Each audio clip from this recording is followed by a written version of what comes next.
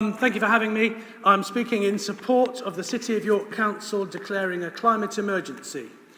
It's very clear that humans and many other species are facing a bleak future due to increasing levels of greenhouse gases altering ecosystems and the climate. I've tried to help and persuade York to adopt a more sustainable approach since the late 1980s. Through the 90s, I was involved in Local Agenda 21, following the Rio Earth Summit, and helped get a Local Agenda 21 officer installed in the council.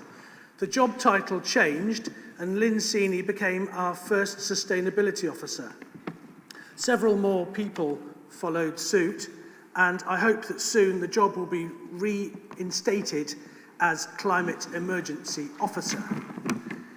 York has had several other attempts to cut carbon, do things more efficiently and with less waste and less pollution.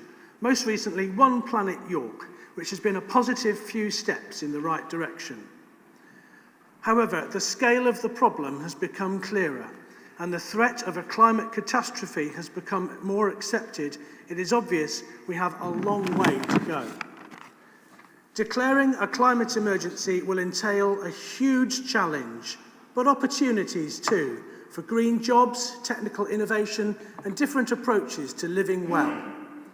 The challenge is a global one, and although the UK and York only emits a fraction of the total, we have to play our part and work with other local authorities, businesses, organisations, universities, the NHS, bus and rail companies, unions, house builders, everyone.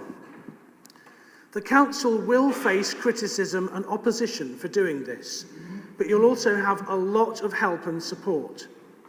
Maybe to make the process fairer and deflect negativity away from elected members, you could set up a citizens' assembly to help make the more difficult decisions, mirroring what Extinction Rebellion is asking national government.